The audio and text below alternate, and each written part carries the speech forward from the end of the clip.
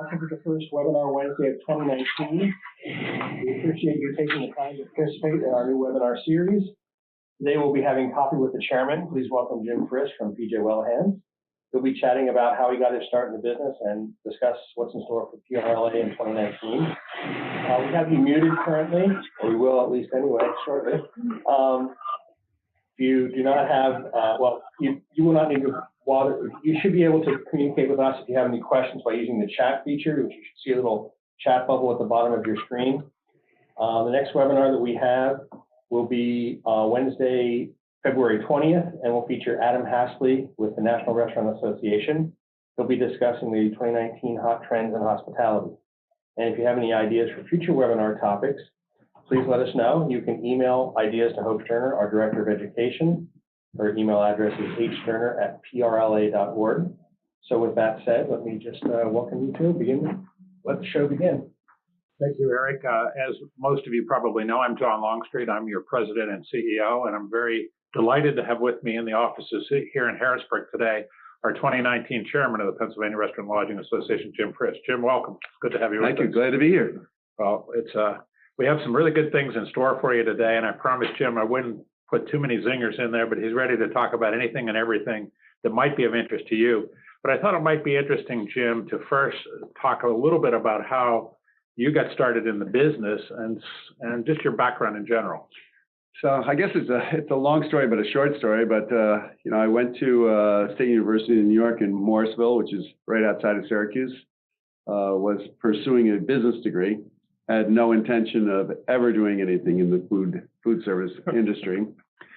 Graduated on a Sunday in May. On the next morning, a friend of my mother's actually called, and her brother was managing the restaurant in the bus station in Albany. And he was brand new as the GM, and it wasn't going well. Everybody was taking everything. So all he wanted was somebody that he knew, that would be honest, that would come in, make sure the doors got shut at night, and I never left. Wow. So I spent 25 years with that organization. It started it was called Greyhound Food Management back in the day. Uh-huh. And we had a large contract dining company called Restore Dining Services, which was we were a sister company to a Belgian division we had. And after I'd say a little over the first 10 years, I moved into the contract dining division. Spent there 25 years there, and would probably still be there today if the company didn't get sold to Aramark. Yeah. Wow. And when the company got sold to Aramark, I was like, you know what? I don't want to go downtown. I don't want to get on the train every morning and head to downtown Philly, and that's why I left. And in 2004, I did a short stint as a VP of operations at a small contract dining company, and then the PJ's job became available, and since 2004, I've been here. So it led to really good things. Led to great things. I've known a lot of people in the restaurant business in the 40-some years I've been in business. I don't think I've ever met anybody that managed a bus station restaurant before. So it was an experience. Not only did you have to have restaurant expertise, you had to have street smarts. Yeah. And no kidding. That was a good part of it. Wow. If you didn't have street smarts, you did not belong in the bus station. Yeah. So Jim, speaking of what you're doing today, folks, of course, in Eastern Pennsylvania and New Jersey know a lot about and love your brand, PJ Wheelahands. And of course, you head up the company that's your predominant brand, but you have others, I know. For those in the other parts of the state, can you just spend a minute describing the brand and the company? So our company is entrepreneur-owned. We've been in business since 1983, single owner, $75,000 in a handshake, got him his first restaurant, and owner financing, and off he was and running. So we started in the Lehigh Valley. And our second and the first actual PJ's was in Allentown, and still there today. We have never closed a restaurant. So 35 years in business, never closed a restaurant. Not very many people could say that. Yeah, we're very proud of that. Rebranded a couple, but never closed one. Yeah. And the rebranded ones are very successful today. Sometimes you just make a small mistake, but you can get it righted and do well with it. So, what do your customers say they like about PJ Wheelahands? Why do they go there? There's a thing that we say is that people refer to PJs as my PJs. Mm-hmm. So with 16 different PJs, and people tend to refer to us as a sports bar from time to time because we're a great place to watch a game, but we're not a sports bar. Mm-hmm. We're a neighborhood pub. We're all about family. We're all about the neighborhood. We're all about supporting the neighborhood, and so. That's the thing we always hear. Well, at my PJs, they do this, Mm-hmm. and that's what's made us so successful. So if you look at it as a group, we have, I think, 16, 17 PJs coming up, 3 under the Poor House label. We have a high-end steakhouse called the Chop House. We have a pizza, pasta, wine bar called Treno. And we just opened a brand new concept 3 weeks ago called Central Tacos and Tequila. And so that's something new for us. We're really excited about it. It's off and running, and so all good. So do you see the taco restaurant as part of your future then? So we see today it's on the same street as 5 other brands we have, in a very successful township for us. So hopefully we'll be able to strategically place it. Okay, good. So it could be a fill-in brand for you then. It could, yeah, and it could be an off and running brand, but we need to get 6 months under our belt and see what we got here. Right. So I think you've been with PJ's about 15 years now, but about the same time that you were officially elected as chairman of PRLA for this year, back last fall, it was also announced that you would become chief executive officer of PJW Group, the holding company for your restaurants. I think the first CEO outside the family too. So how did you prepare for that? Well, it was quite a run that month. We went from one to the other, but preparation for that job, it certainly was not long term. It is not what I ever expected. When I joined, even when I joined PJ's, still we're only at 16 years into it. That was not the long term goal. But then all of a sudden, you're always preparing. In real life, you're always preparing for everything. And when we have a great staff that I work with at PJ's, and it kind of naturally led into it. And we had a founder, and the founder was going to spend some time out of the state in Florida. And it's sometimes when you're spending 6 months away, decisions can take a little longer. And we want to be able to make sure that decisions got made on a timely basis. So you said it was not a long-term thing. Is that to say that when you started there, you didn't have your sights on the CEO job? Absolutely not. So is that to say that in a career, you need to be flexible and need to? Yeah. I wasn't the guy who at each company I went to, my sight was on the CEO. My sight was on getting the job done and making the company better each and every day. Yeah. Well, and maybe that's why you ascended to CEO. I hope so. Yeah. Excellent. Good. Well, it's no secret that the toughest issue today, Jim, is staffing. We hear that all the time, and part of it's because of the declining working age population, which is significant. And of course, that's exacerbated by the massive explosion in the number of restaurants that are open. I think there's more competition in restaurants than I know there is, than we've ever faced in this business. How do you deal with the staffing shortfall? Well, I think number one, it's culture. If you can go to a place where you fit, the culture fits, everybody wins. We have a tough situation going as an industry. Sometimes I don't like to say it, but we don't have as big a problem as is posted out there. Mm-hmm. We're a busy restaurant. As in our company, we're a busy restaurant. That helps a lot because when you're in a busy restaurant, everybody makes money. When everybody makes money, everybody's happy. Mm-hmm. And that helps us a lot.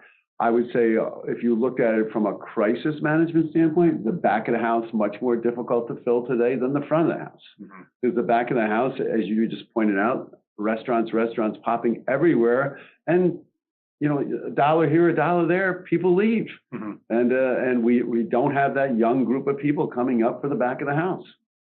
Understand. So what you're saying is make it a great place to work, and you're not going to have the problems that your competitors might have. Exactly. Make it a great place to work, which makes it a great place for people to visit, which makes everybody make money, so it makes the problems go away. Service profit chain. Yeah. Exactly. So speaking of competition, 2 years ago, for the first time in recorded history, Americans spent more on food away from home than they did on groceries. It sounded great, and we've been touting that in our industry, but it could be because there's so many more restaurants. And I always have said that if you took a per seat sales, you might find that it's actually declining because there is so much competition. You mentioned that you continue to stay busy, and that's why your people, why you have lower turnover and your people are happy. What are you doing to deal with this increased competition? Well, I think, you know, as you look at this whole food away from home, significant issues that are out there, as we look at it, we have to become more local. And I think that we cannot be perceived as a chain. We don't even like, in our company, we don't even like to use the word chain. We're a restaurant group. And then we have to become more of a local restaurant group. Because most of our restaurants, we purchase someone else's, call it a problem, or somebody that just went out of business. They don't all look the same. So we have to become local to the community. And how do you become local to the community? You invest in the community. You invest in the local high schools. You do the fundraisers. But then as you look at it from the food and beer and all those type of standpoints, is invest in the local breweries. Mm-hmm. I tell our general managers, draw a 5-mile radius around your building. Then make sure we got at least 6 beers from all those local breweries. Mm-hmm. Because they're typically not big places. Sometimes they can only fit 20, 30 people, but put the local beer on, because if the consumer who's going down to so-and-so's brewery because his brother's father's uncle owns it, but now if you can get the beer where we are and in a larger atmosphere where sports and fun, so that's, I really believe in this local. It's important. So the concept of localizing your restaurant isn't a new concept. There's other brands that have tried that. And as they've grown, they've lost the local flavor. Sounds like you have a formula for ensuring that you don't. But if your job is to grow the company and the company's success is on keeping the brands or keeping the restaurant to feel like my PJ's versus part of a big chain, do you see that strategy as something you're going to be able to accomplish? Yeah, I really do. I think, listen, you take our center point of where we operate today and draw maybe 75-mile circle around that. There is so many dots on the map still available to us. So I think we can accomplish that. So span of control is important to you as well. Very important. We've looked at, even as we're a Haddonfield, New Jersey-based company. The majority of our business is in that little greater Philadelphia area on both sides of the bridge, double on the Pennsylvania side to the New Jersey side. But it's difficult just to go to Penn State. Mm-hmm. All of a sudden that guy, if we open a store in Penn State, that guy's hanging out there by himself. Yeah. Then all of a sudden it's game day. Then I have to send a massive amount of resources out there to get him through on that Saturday. So we've really thought through, okay, now we like that area, but let's go to Reading first. Yeah. Then we'll go to Lancaster. Then maybe we'll go to York, then to Hershey, and then we'll get to Penn State. Right. Good. Well, we're anxious to have you get to Harrisburg. I'll say that. We're excited about Harrisburg. Hopefully we can put something together here. We have a lot more to talk about, but let me remind the viewers on the webinar today that you're welcome to submit questions as well. And you can submit them in writing on by using the chat bubble that Eric mentioned earlier. And we'll get to as many of those as we can if you have some. So anything you'd like to hear about from Jim, please let us know. Jim, you've been a committed volunteer leader in PRLA, and you've served as you served as president of the Brandywine chapter actually for many years, and on state committees as state treasurer, vice chairman, and now chairman of the board of what is one of the largest hospitality associations in the country and one of only 6 that represent restaurants, lodging, and travel and tourism. Can you talk about how you became involved and what caused you to understand how important it was to be involved? Well, how I became involved was the old, hook and ladder. Bill Kovalevsky, the president and owner of Victory Brewing. Oh, Jim, can you do me a favor? And we buy a lot of product from them. We had a great business relationship. And he said, well, what's the favor you like? I'd like you to be on the board. Okay, and I didn't know anything about the PRLA, nothing. So, Bill asked me, I did it, and that's how I ended up there. And little did I know that he was trying to figure out, he was the president at that point, and he needed of the chapter, and he needed somebody to replace him. So that was his long-term goal. I fell right into it. Now, I got here, and first of all, you met a lot of people that you didn't know. Mm-hmm. Second of all, being able to go to the bigger meetings, then all of a sudden you're meeting a lot of people from all over the state, and some really great, wow, there's some good ideas out here. Mm-hmm. And thirdly, then the government piece fell in. And then I'm saying, my God, we are facing these things every single day that we didn't really know about, and nor did we know what the PRLA was doing to combat this every single day. So the government piece became very near and dear to our hearts, both being a dual state company. We have part of our group who are very active in the New Jersey Restaurant Association fighting the same battle. So now we're talking about the Pennsylvania battle. All we talked about before was the Jersey battle. Now we're talking about the Pennsylvania battle, and it's great. We're all talking about the same thing. Yeah. And then sometimes you get to a point where you got to get ownership to buy in. And when we did the event at Del Frisco's this year, the owner of our company came in, and he was, after the National spoke on all the government issues, he was like, "Wow, now I know what you guys really do when you go to these meetings." So it all worked out good for us. Yeah. So it's important to get ownership in, for sure. And other companies like yours that I've talked with ownership there and the request of the management to help them understand what we do, I think is a really good point. And once they see, typically say, "Wow, this is really important to what we're doing." By the way, the New Jersey, Pennsylvania comments, as an aside, a lot of our members don't realize that we have close collaborations with all 52 state restaurant associations that include DC and Puerto Rico, and especially New Jersey, because we're neighbors. So we are in constant touch with Mary Lou Halverson, who you work with over there, to ensure that we can learn from their mistake or from what their legislature is doing and how they have combated it and vice versa. So it's another value I think that we offer to multi-state companies like this. Especially when we're talking Pennsylvania and New Jersey, especially in PA, we touch New York, we touch Ohio, we touch Maryland, we touch New Jersey, and you see that march heading our way, and it gives us the opportunity to hopefully get a little ahead of the issues before we gotta face them. Yeah, here. Exactly. So you're now chairman of PRLA. You operate a significant restaurant company, now as CEO, and you also devote a significant amount of charitable activities. And I've gotten to know you well enough to know that you also place your family as a very prime focus in your life. I constantly hear from people, many of our volunteers, who say they don't have time to get involved. And yet you always seem to figure out a way to make time to do the important things. How do you do it? What's your secret?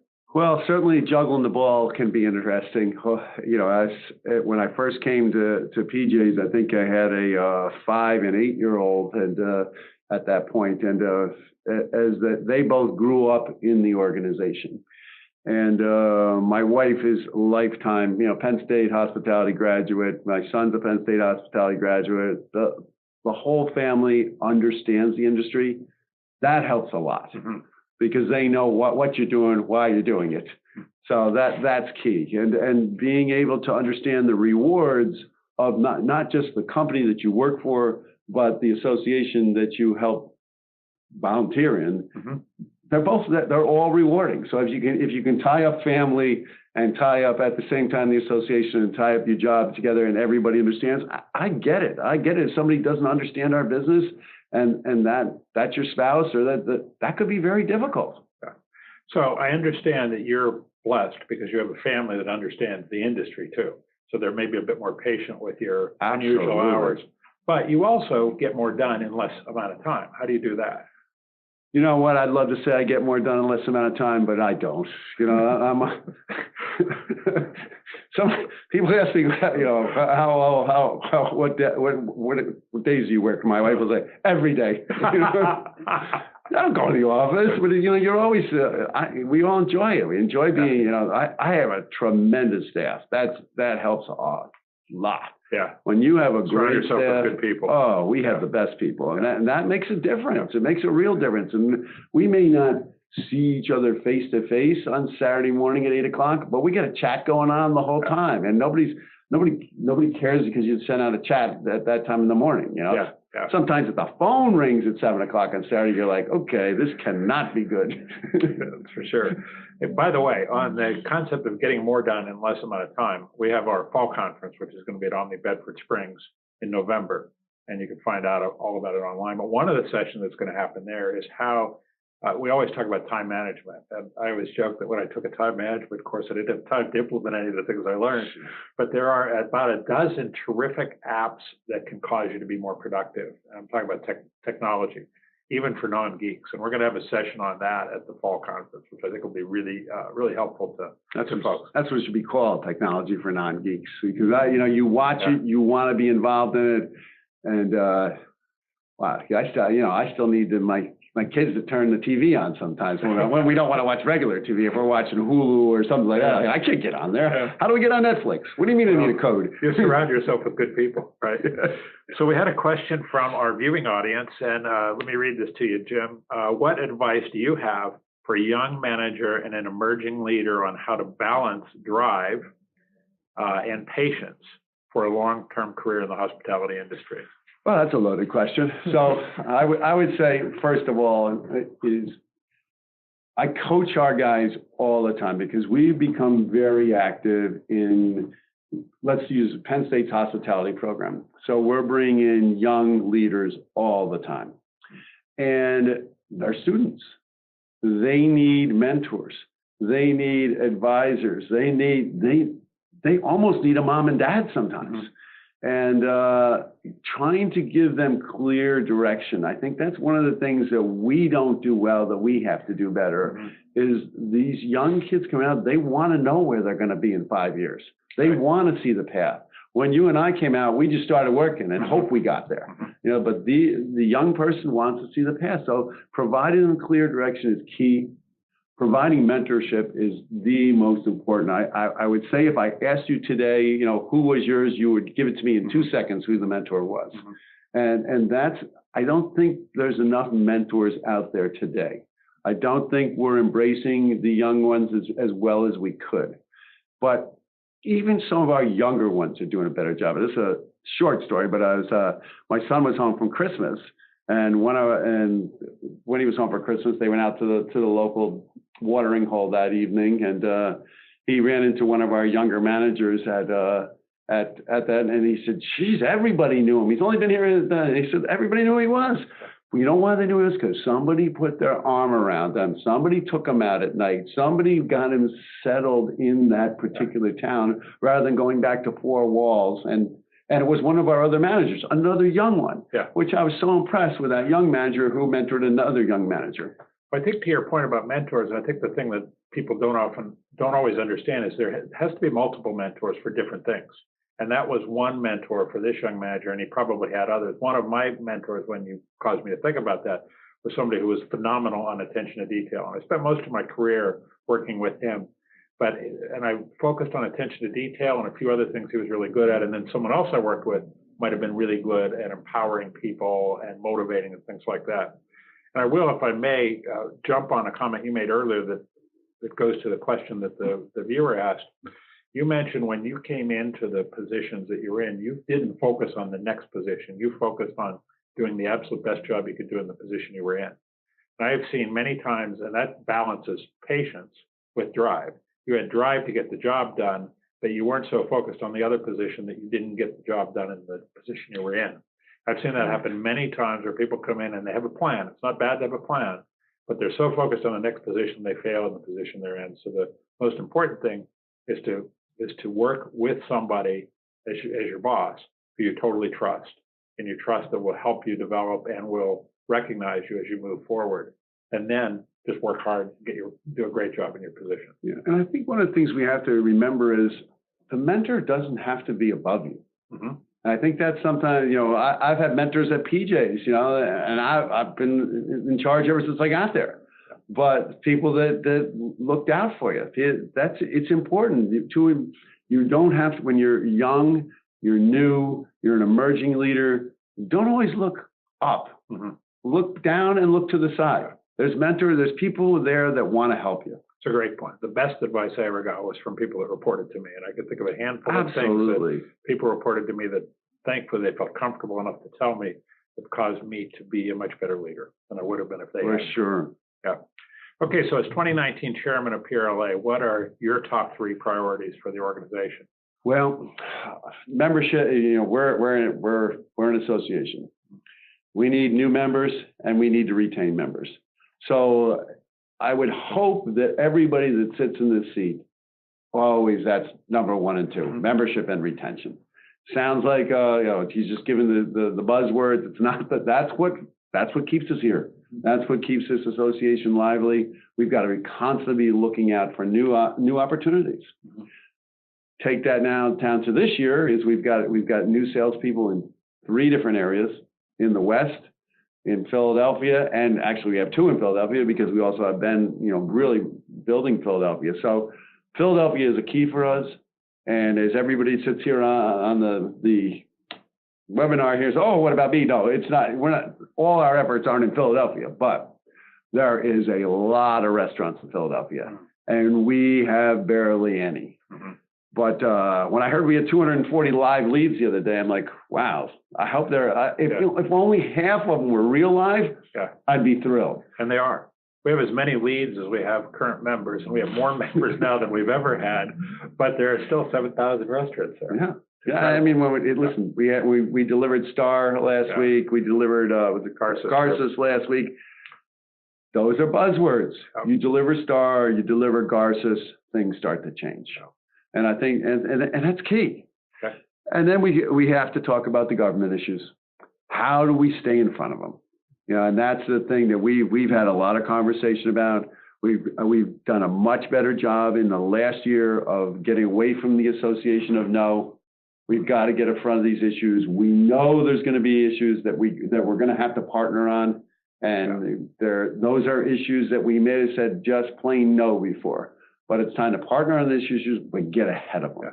And a good example would be minimum wage. Absolutely. And particularly with the announcement yesterday that the new Congress, specifically the House, is going to shoot to pass legislation at the federal level, $15 national minimum wage with no tip credit. And it's not likely, but it will probably pass the House. So it's not going to become law, probably, but it's going to raise the level of awareness in every state, and that this is a big deal. There's already an awareness here, so it's more important than ever that our members get involved, join PRLA, get involved, and work with us. We've been working on the minimum wage issue for 3 or 4 years now, knowing it's coming around to us, and the number one issue, of course, is to protect the tip minimum wage, because that helps tipped employees. It actually is a case where eliminating it would hurt virtually every tipped employee in the country. So we'll be working on that pretty heavily. I read that email last night from the National before I went to bed. So, I didn't sleep good the first hour, but it's frustrating, when you look at it. A national minimum wage, it doesn't fit. But just think, if we didn't have the Senate, it goes to the House. If we didn't have the Senate and we didn't have the President, we'd be in big trouble with this. So it's a challenge coming up. And the tip wage, sometimes with the tip wage, I just want to say, okay, let's just say that you and I agree that we'll call it $15 an hour, just for argument's sake, that $15 is the wage. Okay, well, if the tip wage is still $2.83, but I have to pay you $15 no matter what, why are we even talking about a tip wage? It makes no sense. All politics. It's such a basic argument, and I want to bang my head on this table when I go through that argument. Yeah, I don't blame you. Me too. So that's 2. New members and member retention, I'm calling 1. I'm calling, 1 and 1A. Okay, so those are, and then there's a lot of things that I think and we had some conversation about these this morning, and some things we haven't even, hasn't been rolled out yet. But what new things can we deliver to members? Why do I want to be a member? Well, I know I want to be a member today because, we got a great rebate program, and I got discounts on BMI and CSAC, and you're fighting government issues for me.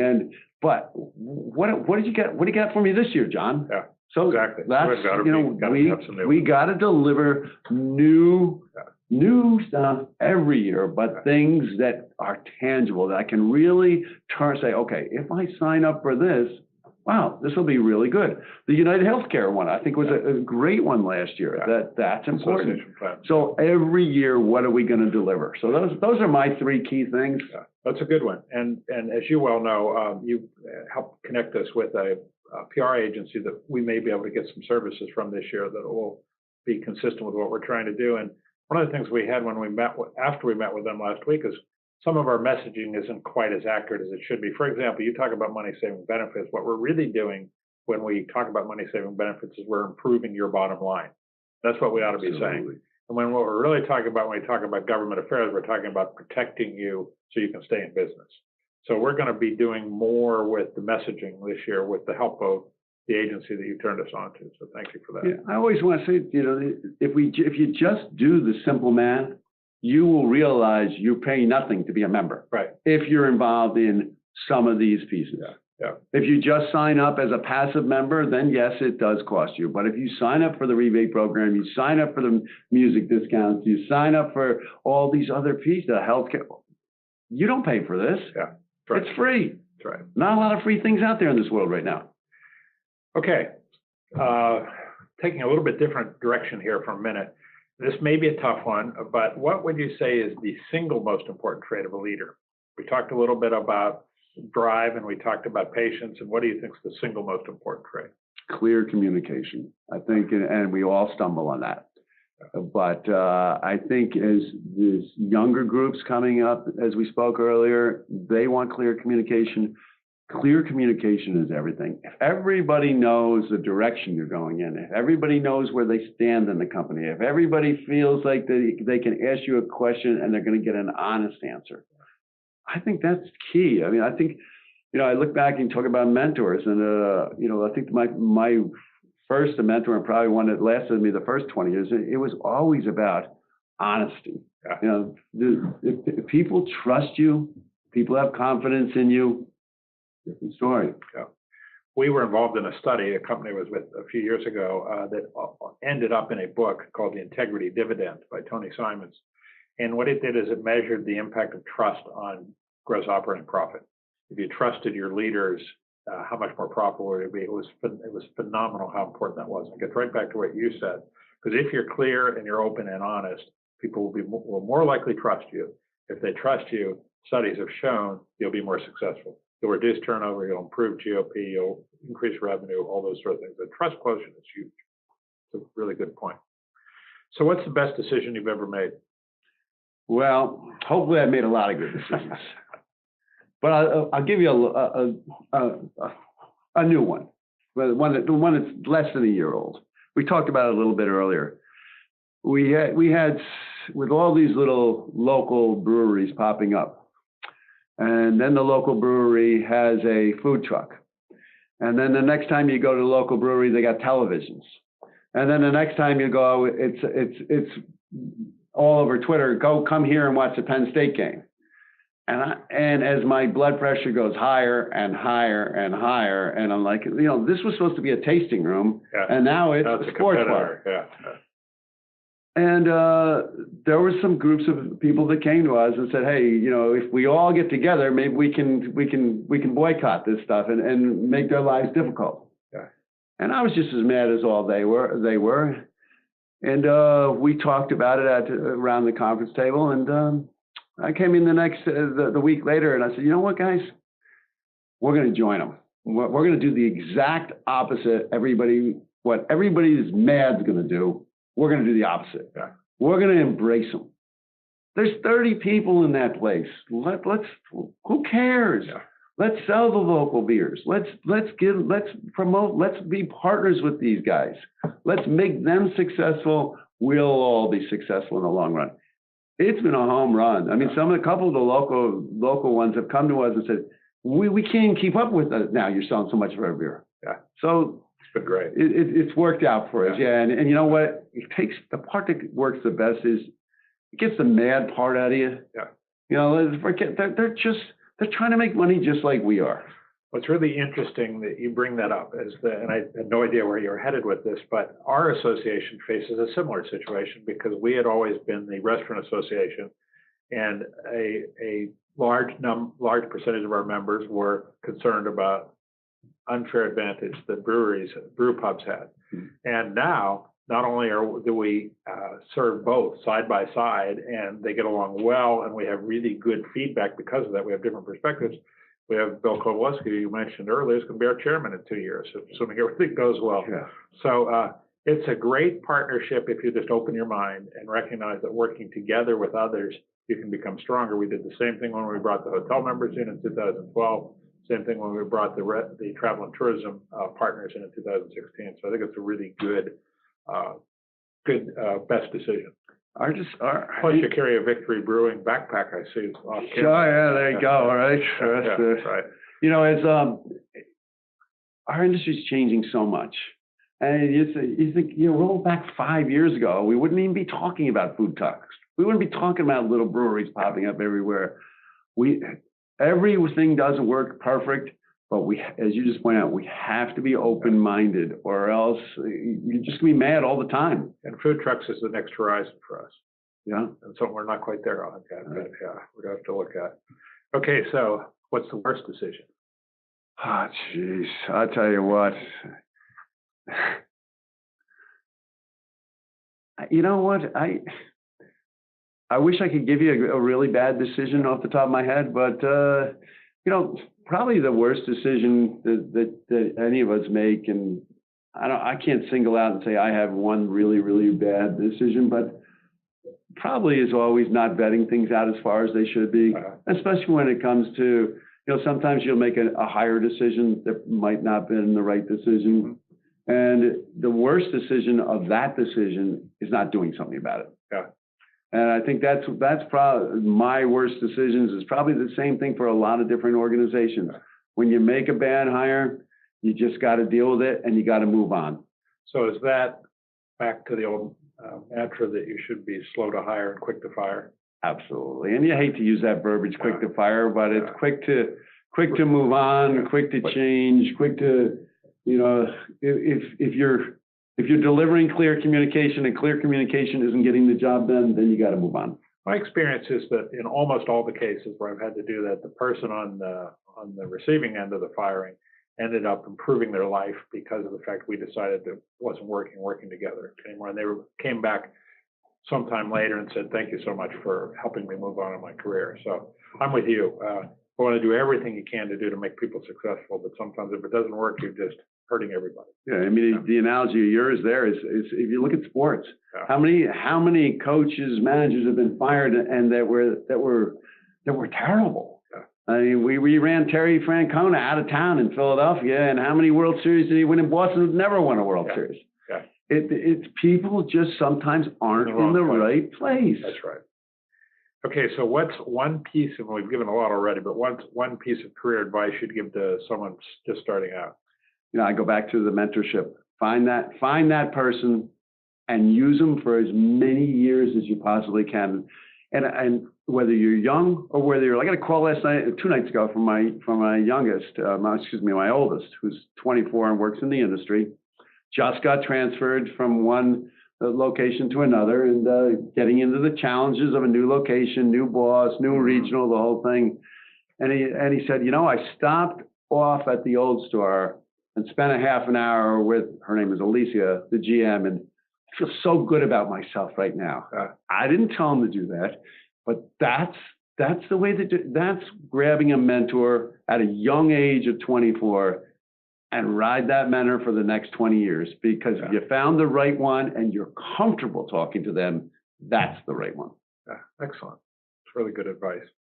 So we have, we're just about at time now. Is there anything else you'd like to talk about that I haven't brought up? No, I thought you were going to have your non-scripted ones, but. Well, I thought I'd go easy. And then with my staff watching, I was sure they were going to send some zingers in, but they didn't. So obviously they must be working now instead. Well, Jim, for those they got one coming up. Nope, just a thank you. For those that do not fully understand the structure of PRLA, we have a state board, and the state board is essentially the governing board of PRLA. The chairman is the chairman of that board, and the chairman has an officers group that includes the vice chairman, the immediate past chairman, and the treasurer. And that really becomes the group that I work with, not on a day-to-day basis, but maybe a week-to-week basis as far as any direction we need. And the board provides phenomenal resources for my team, which I'm blessed to have a terrific team here in Harrisburg and around the state, as you well know, Jim, and to make sure that we can do our job. So Jim is kind of my boss this year, but my real boss is the full board. But I'm very pleased to have a chance to work with you. I think it's gonna not only be an honor, but I know I'll learn a lot. I've been doing this a long time, and I've almost never had a day I didn't learn something. And I know I'm going to learn a lot from you, and I appreciate your support. Well, thank you. I'm glad to be here today, and hopefully you enjoyed this today. And I did. I don't know about them, but I did. So thanks very much. Thank Jim. you. Look forward to working. All righty. And thanks to all of you for tuning in, and we'll see you on the next webinar.